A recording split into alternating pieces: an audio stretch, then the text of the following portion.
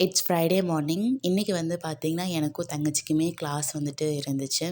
So போயிட்டு வந்துட்டு ஈவினிங்காக எடுத்த ஒரு மினி விலாக் தான் இது. நாளைக்கு வந்து பார்த்திங்கன்னா, அப்பாவுக்கு பர்த்டே. ஸோ அதனால் வந்து பார்த்திங்கன்னா, இன்றைக்கி குலாப் ஜாமுன் மிக்ஸ் பேக்கெட் வந்துட்டு இருந்துச்சு. ஸோ அதில் வந்து பார்த்திங்கன்னா, அம்மா குலாப் ஜாமுன் தான் ரெடி பண்ணிகிட்ருந்தாங்க. நார்மலைஸாக யாருக்காச்சும் பர்த்டேனா அம்மா வந்துட்டு மார்னிங் கேசரி பண்ணி தருவாங்க ஸ்வீட்டாக. ஸோ இன்றைக்கி வந்துட்டு தீபாவளி டைமுக்கு ஒரு பெயர் வந்துட்டு குலாப் ஜாமுன் மிக்ஸ் வாங்கியிருந்தோம். ஃபெஸ்டிவல் டைமில் அது வந்துட்டு பார்த்திங்கன்னா முடிஞ்சிச்சு. அது இல்லாமல் மறுபடியும் வந்து பார்த்திங்கன்னா, அம்மா வாங்கியிருந்தாங்க. எப்பாச்சும் பண்ணி சாப்பிட்லான்னு சொல்லிட்டு. ஸோ அது இருந்ததுனால இன்றைக்கி வந்து பார்த்திங்கன்னா, அதுதான் பண்ணிகிட்ருந்தோம். ஸோ அம்மா வந்து உள்ளே வேலையாக இருக்காங்கன்னு சொல்லிட்டு வெளியே செடிக்கெல்லாமே நான் தான் தண்ணி ஊற்றிருந்தேன்.